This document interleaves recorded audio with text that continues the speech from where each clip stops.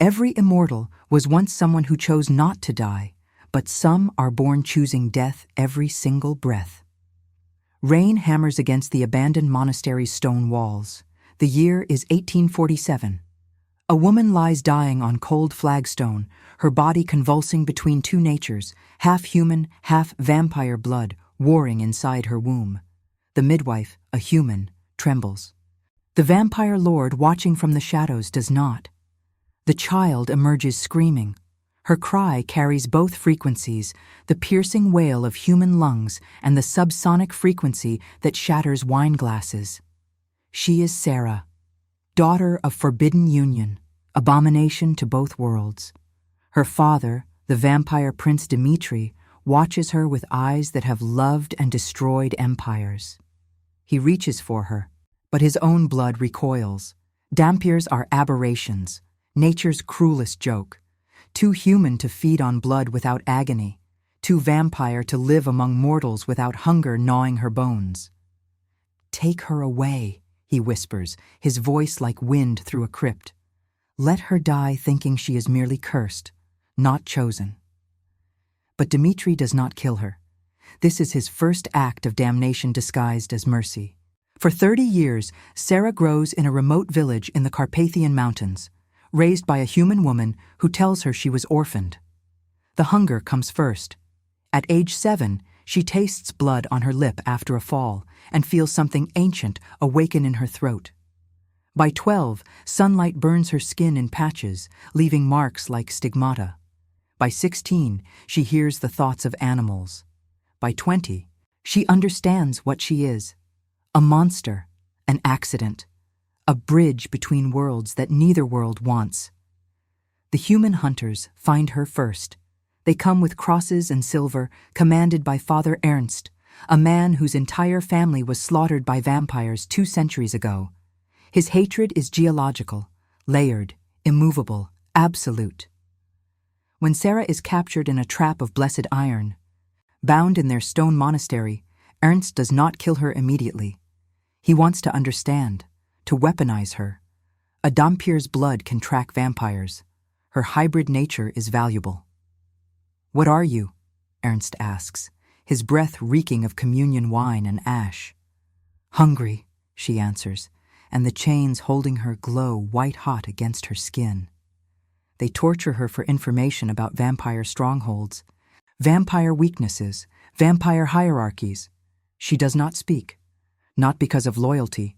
She has no clan, no family, no loyalty, but because her pain is the only language that feels honest anymore. Then Dmitri comes. He moves through the monastery like wind becomes flesh. Humans fall without screaming. Walls crack. He finds Sarah in a stone cell, her body covered in scars that will not heal because vampire and human blood work against each other in her veins. The marks of iron are burned deep into her wrists. For the first time in her life, Sarah sees her own face reflected in another's eyes. "Father," she breathes, and the word tastes like poison and belonging. Dmitri kneels. His hands that have killed thousands, hover above her wounds, trembling. "I left you in mercy. I see now I left you in cruelty." He pulls away the chains, and they crumble to rust. "Come with me. Let me teach you what you are. Let me teach you how to choose between the hunger and the heart." But as they move through the monastery's corridors, Ernst emerges from shadow with a blade forged in sunlight and prayer. "She is our weapon," the priest snarls, "not your salvation." Dmitri turns, and for a moment, Sarah sees him not as a father, but as what he truly is, an apex predator, centuries old, guilty of infinities of sins, incapable of redemption. "No," Dmitri says, his voice splitting the stone around them. "She is neither weapon nor salvation. She is choice, and for the first time in eternity, she will make it freely." He looks at Sarah. His eyes hold galaxies of regret. "Come, or stay. Live as a vampire, or die as human. But choose. That is the only gift I can give you. The only gift worth anything." Sarah stands. Her body aches. Her blood is screaming. Every fiber of her being burns with hunger and confusion and rage at a father she never knew and a world that never wanted her. She walks toward Dmitri, not because she loves him, but because staying means chains. As they vanish into the night, Ernst's scream echoes through the monastery, a sound of human fury that will pursue them both across continents and centuries. Sarah does not look back. Behind them, the monastery burns, and in the flames, both vampire and human clans will begin hunting the daughter they see as threat, weapon, or salvation, depending on who is bleeding. Chapter 2. The Training Ground of Eternal Hunger. The castle emerges from mist like a scar on the landscape, Dmitri's stronghold in the Carpathian depths, where stone walls remember centuries and blood has seeped into mortar. Sarah arrives at dawn, her hybrid nature burning as sunlight touches her skin in scattered patches, creating a constellation of agony across her shoulders. "The pain will pass," Dmitri says, but his voice carries no certainty. Her education in immortality is brutal. Dmitri brings her to a chamber where live prey waits, humans, condemned criminals, the collateral debris of history. Her first instinct is to resist. Her human heart screams, her vampire hunger roars. The two forces tear her consciousness in half. "Drink or starve," Dmitri instructs, his tone clinical. Starvation for a Dhampir is not peaceful. It is liquefaction. Your blood will turn to acid inside your veins. You will spend 3 weeks conscious, aware, while your body dissolves from within. So choose, mercy or agony. Sarah feeds. The blood tastes like copper and sin. The human screams. She does not remember drinking their life. Her consciousness fractures during the hunger. When she returns to herself, the body is empty, drained, dead. She vomits blood onto marble floors. "Good," Dmitri observes. "The revulsion means you retain your humanity. That is weakness. You must destroy it." But he does not make her destroy it. Instead, he teaches her to live beside it. Weeks pass in the castle. Sarah learns to move between shadow and substance, to hear thoughts in blood, to command her vampire speed and strength. But she also learns the architecture of Dmitri's guilt, how he moves through corridors built from centuries of victims, how he speaks to the portraits of lovers he has turned and watched dissolve into madness. One night, she finds him in a library lit by hundreds of candles, reading a letter written in 1673. "My child," he reads aloud, his voice fractured. "I chose this. I begged for the darkness. Now I cannot remember the taste of sunlight. I cannot remember my mother's face. I am hungry, always hungry, and nothing fills it. If you ever loved me, release me. Please." He sets the letter in flame. It curls to ash instantly. "Your child?" Sarah asks softly. "One of 700, Dmitri answers. "Each one I turned believing I was granting immortality. Each one discovering I was granting damnation. You, at least, were born to it. No illusions to shatter." Sarah realizes then that her father is not a monster. He is something worse. A man haunted by the monsters he has created, drowning in guilt so deep it has become his foundation. The Night Hunters come 3 weeks into her training. They are vampire clans loyal to the old ways, led by Kyle, an alpha who has ruled for 4 centuries without questioning his hunger. To him, Dmitri's obsession with a half-breed is not mercy. It is heresy. "A Dhampir is an infection," Kyle announces, his voice thundering through the castle. "It must be purged. And Dmitri, your weakness betrays us all." The battle is brief and absolute. Dmitri is powerful, but Kale commands an army. Sarah watches from a hidden alcove as her father fights with a grace and savagery that is almost beautiful. Each movement a prayer, each kill a confession. But numbers consume even gods. He falls. As Kale's blade approaches Dmitri's heart, Sarah moves. Her Dhampir nature, that aberration, that curse, it becomes her weapon. She is faster than vampire, stronger than human. She tears through Kale's warriors with a fury that surprises even her. When she reaches her father, Kale is already retreating, confusion in his ancient eyes. What is she? He breathes. Evolution, Dimitri whispers, blood pooling beneath him. Sarah kneels beside her father, and his hand finds her face. You must leave, he says. Go north, find Victor. He is the only one who might understand. Tell him I died trying to save something worth saving. Come with me, she begs, and her voice carries both frequencies, human anguish and vampire rage. I am too heavy with ghosts, my daughter. You are light. Stay that way. He dies as sunlight breaks through the castle windows, caught between darkness and dawn as he lived. Sarah stands, her entire body burning with a hunger that has nothing to do with blood. She looks at Kale, who watches her with something like fear. I am coming for you, she says quietly. For every vampire who hunted me, for every hunter who tortured me. I am the bridge between worlds, and I will make both of you answer. Kale flees into darkness. Sarah carries her father's body to the highest tower. She wraps him in cloth and lets him burn in sunrise, an ending neither vampire nor human, but something entirely his own. As smoke rises, she tastes ash and purpose. The Dhampir has become something the world was not prepared for. She has become a killer. Chapter 3. The Blood Prophet's Confession. Victor's sanctuary exists in the space between a monastery built by vampire monks who believed redemption was possible, perched on a mountain where sun and shadow dance constantly across ancient stone. Sarah arrives there trailing blood and vengeance. Victor is ancient beyond measure.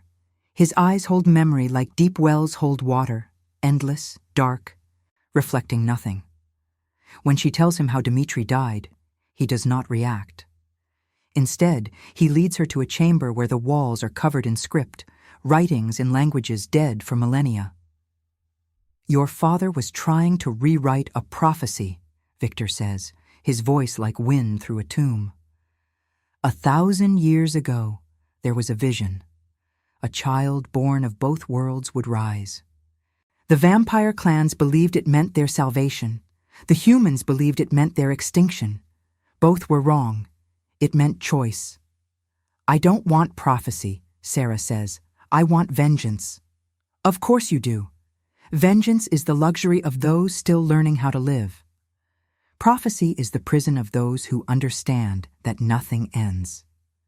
Victor teaches her differently than Dimitri did.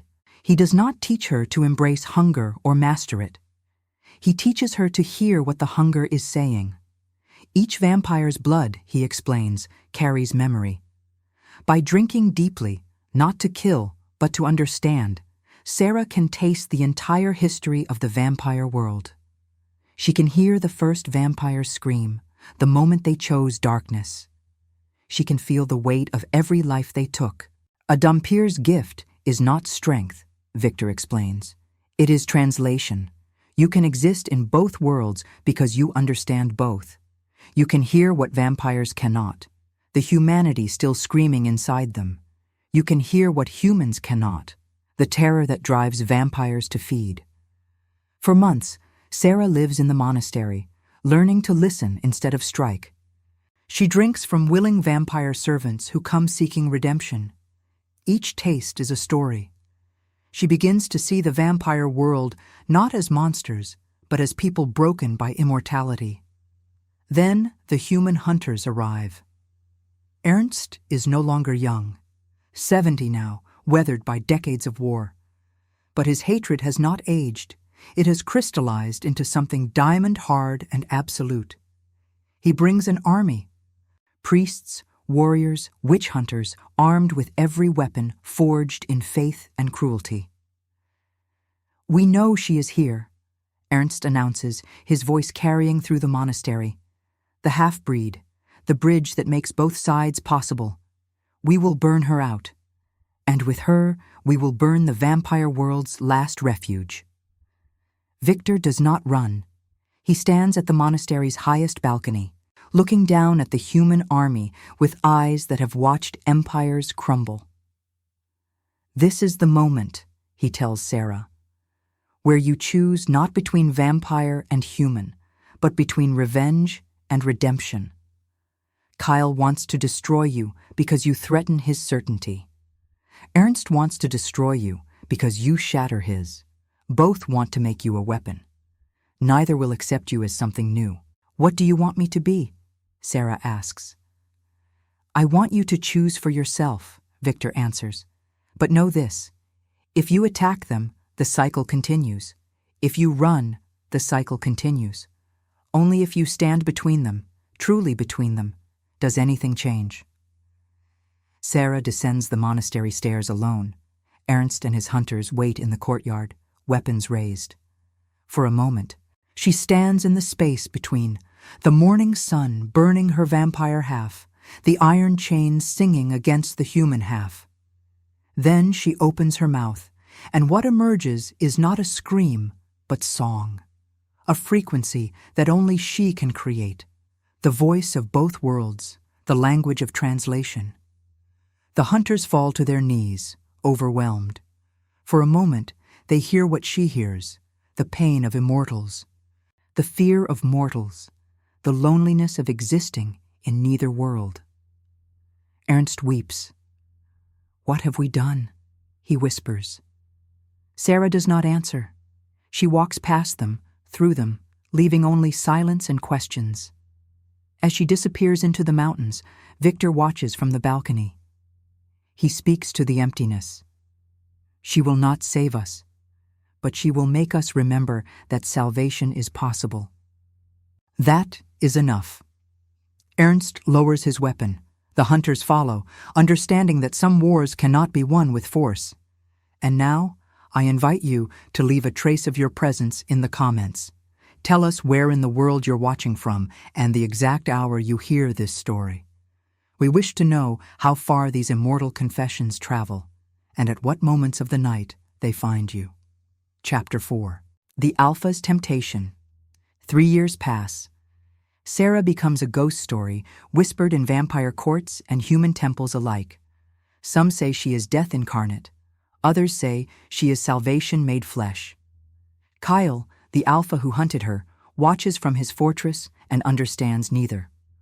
All he knows is that his authority is crumbling. Vampires are turning against the old ways. The hunger, once sacred, is becoming shameful. Immortality, once a gift, is becoming a prison examined too closely.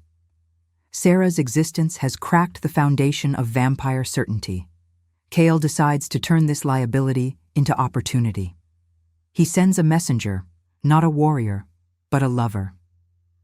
Her name is Isadora, and she is beautiful in the way immortals learn to be, constructed, perfected, lethal. She has been alive for 300 years and has mastered every art of seduction.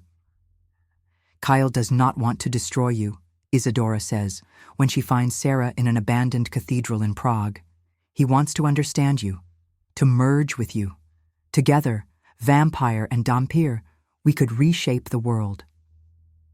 Sarah sees through the seduction, but she also feels the weight of loneliness crushing her. For years, she has existed between, belonging nowhere. Isadora offers belonging, even if it is a trap. They become lovers. For weeks, Sarah allows herself to believe in connection. Isadora's body is warm, intelligent, ancient.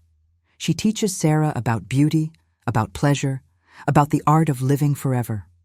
In the dark, wrapped in each other's arms, they construct a world where being a bridge is not lonely, but powerful. But one night, Sarah tastes poison in Isadora's blood.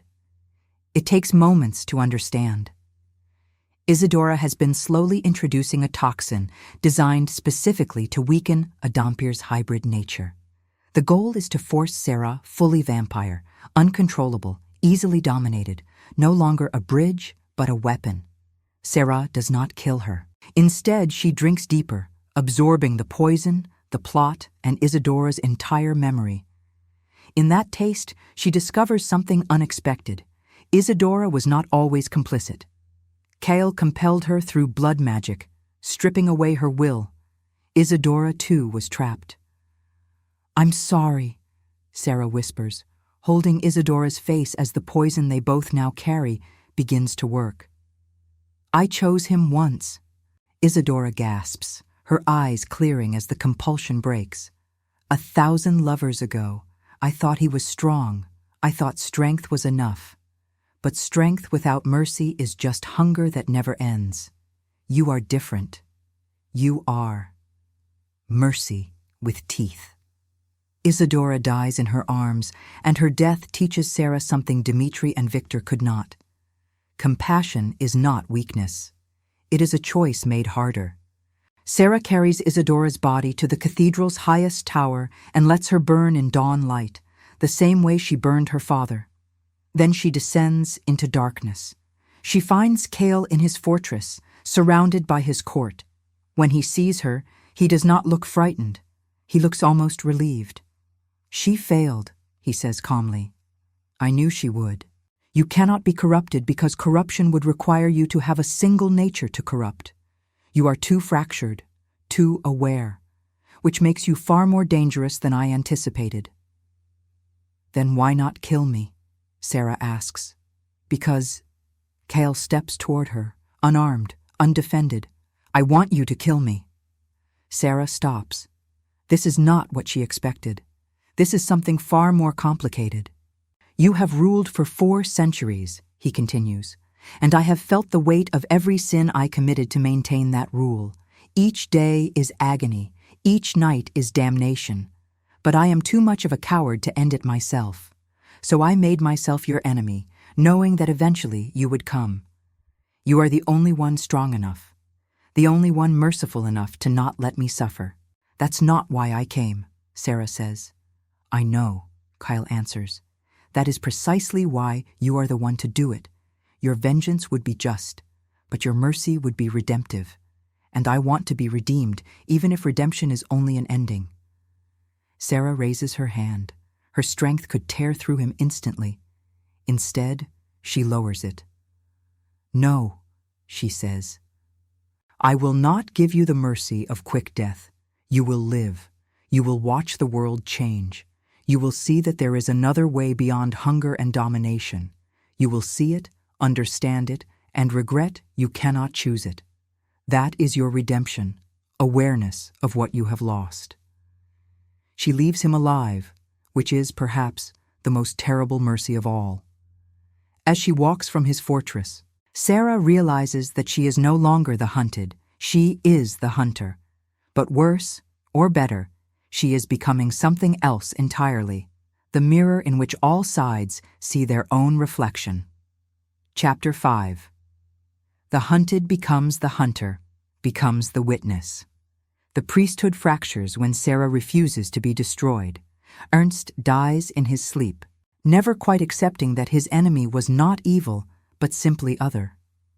His successor, a younger priest named Matthias, takes a different approach. Instead of hunting the Dhampir, he seeks to understand her. This terrifies the Vatican far more than bloodshed ever could. "What if she is not demon?" Matthias whispers in Rome. "What if she is angel wearing the Church's worst fears?" The question splits Christendom. Some orders declare her sacred, others declare her blasphemy. Wars begin, not between vampire and human, but within humanity itself. The question of whether Sarah is salvation or damnation becomes theological. But Sarah is not in Rome. She is in the mountains, in a place between places, grieving. The weight of being a symbol is heavier than she anticipated. Everyone projects onto her what they need her to be: vampire salvation, human weapon, angel of mercy, demon of judgment. No one sees her as what she is: a woman born into impossible circumstance, trying to survive a world that has no category for her existence. One night, Victor finds her sitting beside a frozen lake, half her body burning in moonlight, half frozen in shadow, the perfect metaphor for her existence.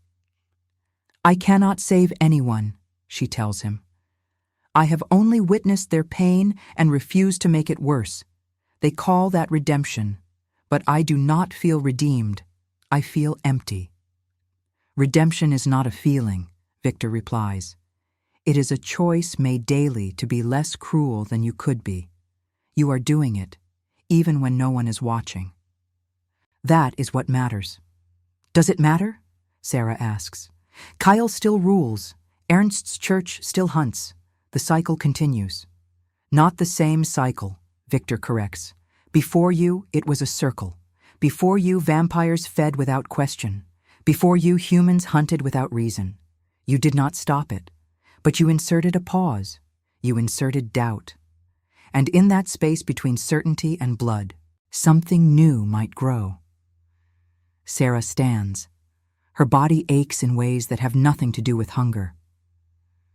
"Then I will continue the pause," she says. "I will exist in the space between. I will be the question they cannot answer. That is my only gift." She leaves the monastery. For a decade, she walks the world's margins, appearing in stories, in whispers, in moments where vampire and human come close to destroying each other.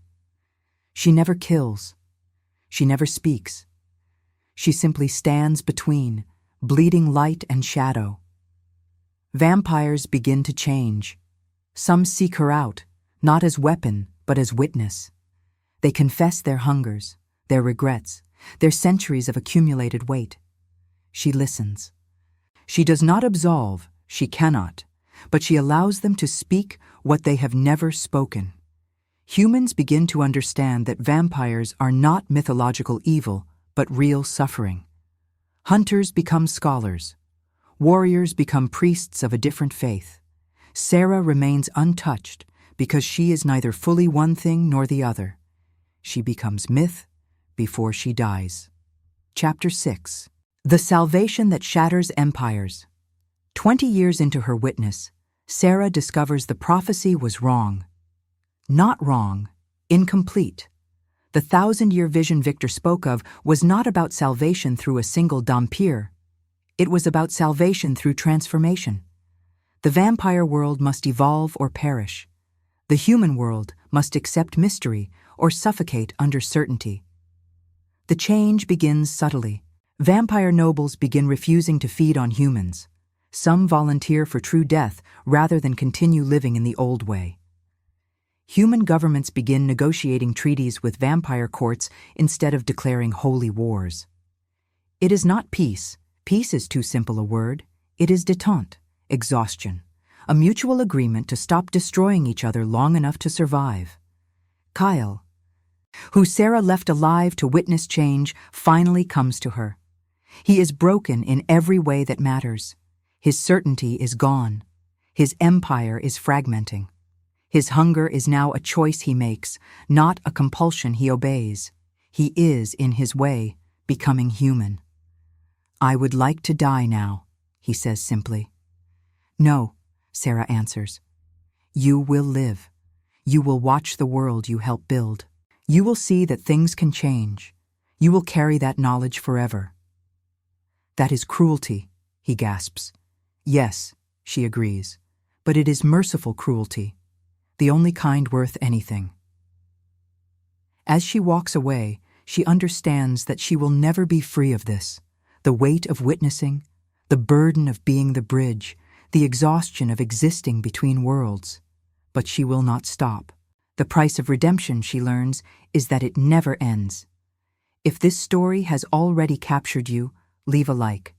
It helps the voices of those who chose eternity reach more hearts. Chapter 7. The Mirror's Reflection, rewritten, extended. 50 years pass like pages turning in a book written in blood. Sarah is older now, not in the architecture of her face, which remains fixed in the terrible beauty of her 23rd year, but in the weight she carries behind her eyes. Time has aged her soul in ways flesh cannot reflect. She has watched entire generations of vampires turn towards something like compassion, watched the old certainties crumble like cathedral stone, surrendering to centuries of rain. She has seen humans create sanctuary for those they once hunted, watched priests lay down crosses to pick up medical instruments, witnessed warriors become scholars of the supernatural. She has seen the world bend toward understanding, inch by inch, decade by decade, century by century. But she has also watched the cruelty that persists like a stain that will not wash clean, the hunger that does not diminish but merely learns to hide itself in more sophisticated clothes, the fear that never quite disappears because fear is not learned. It is ancestral, bred into bone and blood over millennia. In a city she does not remember entering, Prague or Vienna or somewhere in between, the geography of her life has become as abstract as her nature. She finds herself in an abandoned house. The walls are papered with photographs, decades old, showing families that no longer exist. Dust moves like slow insects across windowsills. A chandelier hangs from the ceiling at an angle, as if mid-fall, frozen in the moment before collapse. In a corner room, she discovers a mirror. It is ancient, the kind of mirror that existed before glass became common, made from polished silver that has tarnished to the color of old blood. When she looks into it, she does not see her own reflection. Instead, the surface shows her everyone she has ever met, every moment that mattered, every choice that changed the trajectory of centuries. She sees Dmitri as he was in the monastery, dying beneath Kyle's blade, his hand reaching for a daughter he barely knew. She sees the precise moment his blood stopped moving, the instant when his eyes shifted from filled with purpose to empty of anything but regret. She sees the castle burning behind him, and she understands that he died knowing he had failed, not to save her, but to save himself. She sees Isadora as she was in their final moments together, poison moving through her veins like a prayer that has learned to kill. She sees Isadora's eyes clearing as the compulsion Kale placed on her shattered, sees the moment when she became herself again, sees her smile as she realized that for the first time in 300 years, she was making a choice that belonged entirely to her. She sees Isadora burning in dawn light, becoming ash, becoming memory, becoming the kind of eternal that has nothing to do with immortality. She sees Victor, patient, ancient, carrying the weight of knowledge like other men carry stone. She sees him in the monastery library, reading letters from the children he turned centuries ago, each one a confession of suffering, each one a prayer for release. She sees him laying down those letters in flame, choosing to forget, choosing to carry only the guilt and not the specific details of every face. She sees him understanding, long before she did, that witness is not salvation, but something far more difficult, a choice to remain aware of what cannot be fixed. She sees Kale as he was in his fortress, the alpha vampire, the creature who had ruled for 4 centuries through strength and certainty, whose every decision was made with the absolute knowledge of his own rightness. She sees him watching her refuse to kill him, sees the exact moment when his empire begins to fracture around him, sees the slow dawn of understanding that he has spent 400 years being wrong. She sees him aging not in body but in spirit, sees the moment when he truly becomes afraid, not of death, but of the possibility that everything he did, every vampire he created, every human he destroyed, was predicated on a lie. She sees Ernst, old, weathered, his faith worn thin by decades of war against an enemy that would not die. She sees him in his final moments, dying in his sleep while her image haunts his dreams, understands that he never reached peace, never forgave himself for the violence he committed in the name of redemption. She sees him die still confused, still uncertain, still unable to reconcile the Dhampir he hunted with the person who refused to be his savior. She sees Matthias, the young priest who chose understanding over certainty, who built hospitals instead of fortifications. She sees his face as he holds the hand of a dying vampire, feels the shock in his fingertips as he realizes that monsters bleed just like men. She sees him throughout decades, slowly convincing the church that mercy is not betrayal, that compassion for the supernatural is not heresy. In the mirror, she sees the world she changed, not through force, but through witness. She sees it imperfectly, incompletely, still stained with cruelty and fear, but changed nonetheless. She sees humans walking beside vampires in the streets of Vienna. She sees vampire courts establishing laws against the killing of humans. She sees treaties written in ink and blood, agreements that still hold imperfectly, but hold nonetheless. She also sees the world that will always resist change. She sees the vampire hunter in Romania still teaching his disciples that all vampires are demons. She sees the vampire lord in Moscow who has refused the new ways and rules his territory through terror. She sees the human priest in Rome who preaches that the treaty with the vampires is the prelude to apocalypse. The mirror shows her that her work as a bridge has prevented some bloodshed, but not ended all bloodshed. That she has changed consciousness, but not eliminated evil. That redemption is not a destination, but a direction, and the journey is endless. A sound behind her. Sarah turns from the mirror to find a young vampire standing in the doorway. He is barely 200 years old, practically an infant in vampire terms. His eyes carry the certainty that only comes with insufficient experience. He is beautiful in the way young things are before life teaches them complexity. He is also armed, and his hand trembles with purpose. "I have come to kill you," he announces, and his voice carries the weight of ideology. "My name is Sergei.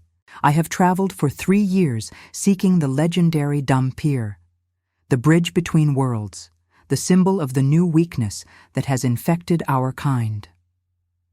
Sarah does not move. She does not reach for weapons. She carries none. She does not prepare to flee. She abandoned fleeing decades ago. She simply remains, standing before this young vampire, offering him only her presence. "I have come to restore the old order," Sergei continues, stepping into the room. "The order of strength, the order where vampires ruled and humans served or died, where hunger was sacred and feeding was celebration, not shame. You have poisoned our world with mercy. You have made us weak by suggesting we had choice." "Choice is not weakness," Sarah says quietly. "Choice is death dressed in noble clothing," Sergei counters. The old vampires, the true ones, understood this. They did not choose, they acted. They were predators, not philosophers. Sarah gestures to the mirror.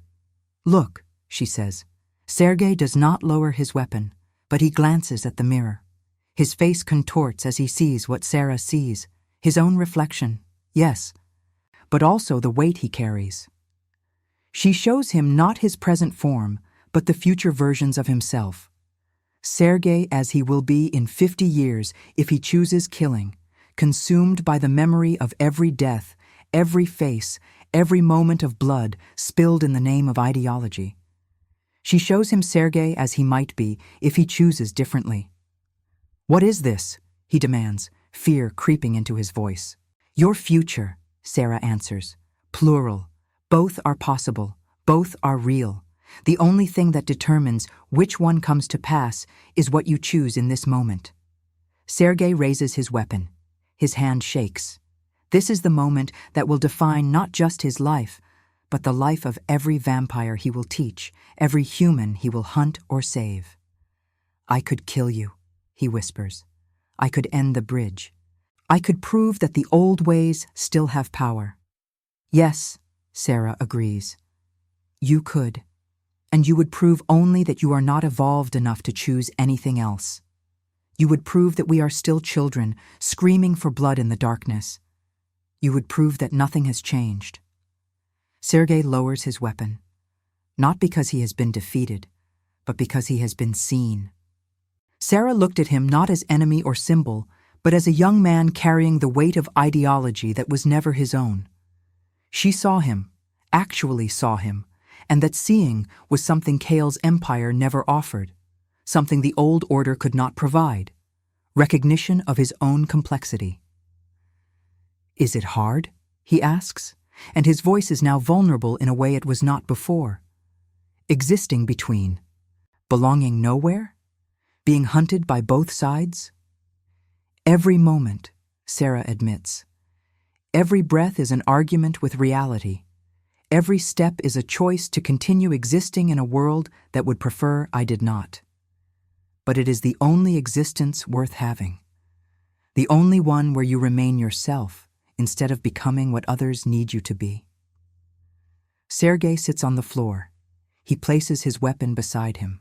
After a moment, he begins to weep, not the tears of a warrior, but the tears of a young person realizing that the certainty he was given was a cage. "What do I do now?" he asks. "You choose," Sarah answers. "Every single day, you choose. You choose whether to kill or refrain from killing. You choose whether to dominate or share. You choose whether to fear humans or understand them. That is all anyone can do." They sit together in the abandoned house as darkness falls outside. Sarah tells him about Dmitri, about the moment she realized her father was not strong but broken. She tells him about Isadora, about how love can exist inside compulsion and still be real. She tells him about Victor, about the weight of witnessing suffering you cannot fix. Sergei listens. When morning comes, he leaves the house. Sarah does not know if he will choose the path of redemption or return to the old ways. She does not know if her words will matter, or if he will spend 50 years trying to resurrect the empire she has watched crumble. But she knows that he will have to choose consciously, which is all any of them can do, which is everything that matters. As night falls again, Sarah walks through the city. She moves past humans and vampires who do not recognize her. Some sense something in her passing, a cold spot in warm air, a moment of clarity in confusion, a presence that is not quite presence, but none approach her. She finds herself in an old garden where flowers bloom despite the season. In winter, roses bloom. In summer, snow falls. The garden exists in its own temporal logic, caught between seasons. She touches a rose that is ancient and dry, its petals barely holding their shape. As her fingers brush it, the flower crumbles. Petals fall like snow to the frozen earth. The stem breaks to nothing. Nothing lasts, she thinks. Not empires, not hunger, not even immortality. Not really. Given enough time, all things decay. All things return to dust. All things lose their form and become formless. But some moments matter. Some choices echo forward through decades, centuries, changing the trajectory of history in ways that cannot be undone. That is not permanence. It is something better. It is impact.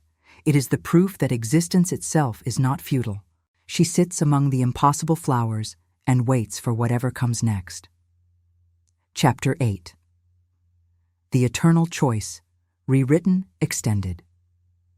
The ending, when it comes, is not dramatic. There is no final battle, no moment of apocalyptic revelation, no last enemy standing between Sarah and whatever lies beyond her centuries of witness. The ending comes instead as a quiet accumulation of certainty, the realization that her work as a bridge has reached its natural conclusion, not because the world has been saved, but because the world no longer needs her to be the bridge.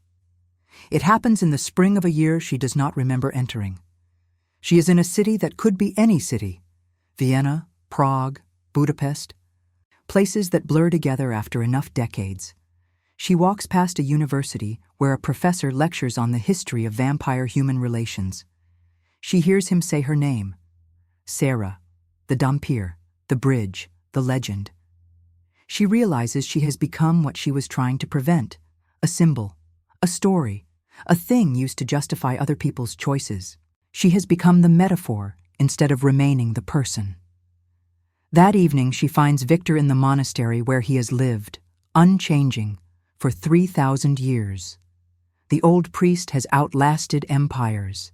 He has watched religions rise and fall. He has seen the world transform in ways that would drive ordinary consciousness to madness. And yet he remains, patient, eternal, waiting. "I have come to ask for the end," Sarah tells him. Victor does not seem surprised. He simply nods and leads her down into the depths of the monastery, through corridors carved from stone that has forgotten the sky. They descend through layers of history, medieval carvings, Roman walls, chambers carved by hands that have been dust for millennia. Finally, they reach a chamber that exists outside time, the well of first blood. The legend says it is the source that created the first vampire 3,000 years ago. A vampire did not arise from disease or curse, but from choice, from a human who drank from this well and chose immortality. Every vampire since has carried within them a memory of that choice, a genetic echo of the moment when someone decided that eternity was worth the price. The legend also says that if a vampire drinks from the well again, it will return them to the moment of their original choosing. They will live their entire life again, but with full memory of what they did. They will be given the chance to choose differently.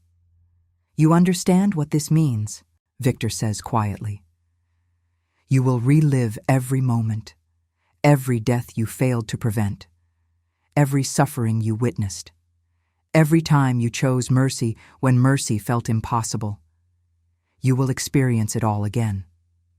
"I know," Sarah says, "but I will experience it with awareness. I will understand why I chose what I chose. I will have the chance to forgive myself." She approaches the well. The water inside glows with a light that has nothing to do with fire or sun. It is the light of pure potential, of every choice that could ever be made. Sarah kneels. She places her hands on the rim of the well. She feels the weight of 3,000 years pressing down on her. Not her own weight, but the weight of every vampire who came after the first one. Every being who chose immortality and discovered what the cost actually was. "If I do this," she says to Victor, "will I remember being her? Will I remember being Sarah?" "You will remember everything," Victor answers. And that is what redemption actually is. Not forgetting, but remembering with compassion for the self you were. Sarah drinks.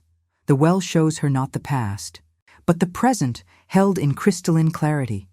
Every moment expands, becomes infinite.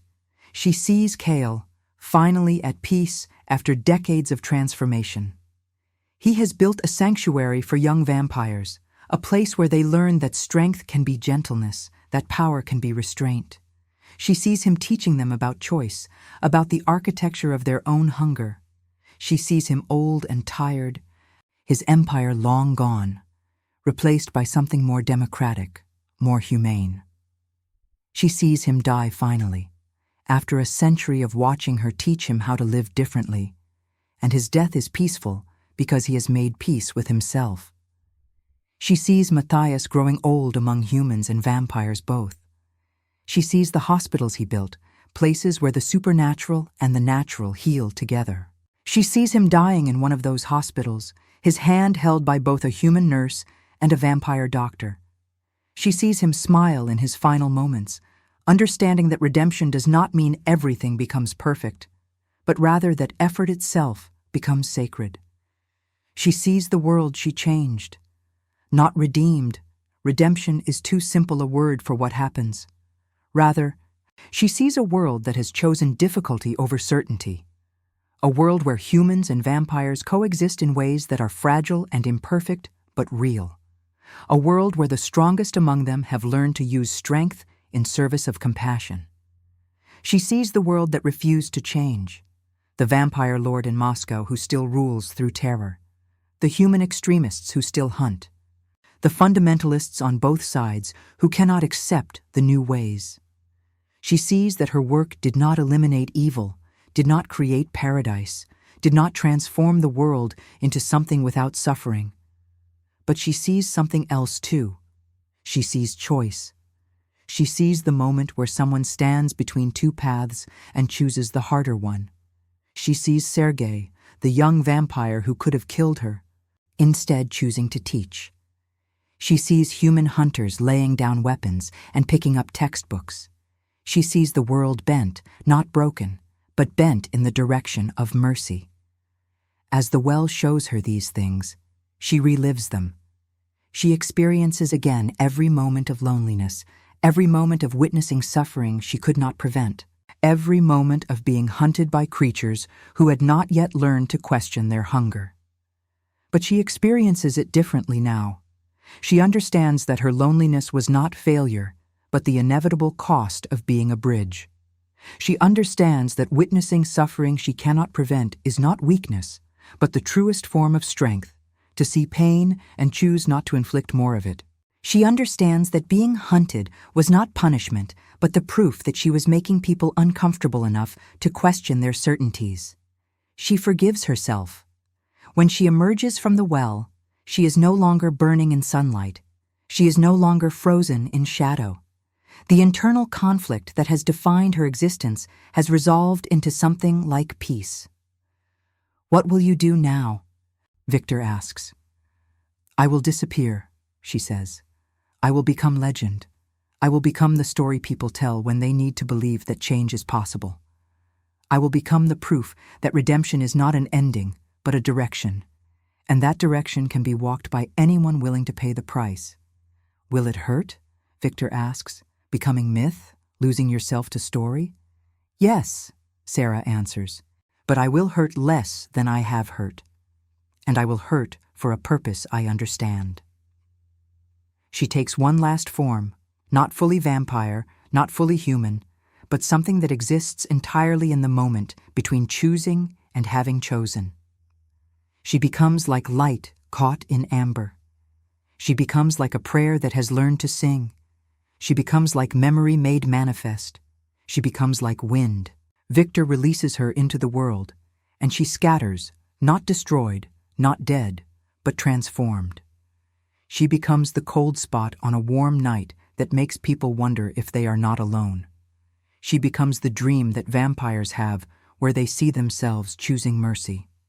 She becomes the whisper that moves through human cathedrals, suggesting that redemption exists outside theology. She becomes everywhere and nowhere. The last anyone sees of Sarah, the thing that might be Sarah, the legend that carries her name, is a figure standing at the edge of a forest at dawn. She is neither burning nor freezing, neither fleeing nor attacking. She is simply present, simply witnessing, simply choosing over and over to exist in the space where love and damnation meet, where hunger and mercy wrestle for dominion, where choice itself becomes the only possible redemption. In castles and cathedrals, in the margins between empires, in the dreams of vampires trying to be better and humans trying to understand, her story echoes. The story of a child born into impossible circumstance. The story of a woman who refused to be a weapon. The story of a bridge that carried the weight of both worlds and did not break. Humans tell her story to prove that the supernatural can be saved. Vampires tell her story to prove that eternity can be redemptive. The truth is that both are right and both are wrong. She was never proof of anything except that one person, existing between opposites, can shift the trajectory of history simply by refusing to choose one side completely. That is enough. That is everything. In the darkness and the light, in the space between hunting and healing, her story continues, not as ending, but as eternal choice. The choice made over and over to exist as herself, to witness suffering without becoming cruel, to love without being consumed, to bridge impossible distances and somehow, against all probability, hold. The world is not redeemed, but the world is different. And that difference is written in the blood of someone who learned to love her own monstrosity, who learned to see the humanity in the hungry, who learned that redemption is not victory, but the daily choice to be less cruel than you could be. Subscribe if you believe mercy can resurrect even the damned. Like if you'd choose eternity for love that sees your soul. Comment eternal if you'd survive the night for someone worth dying for.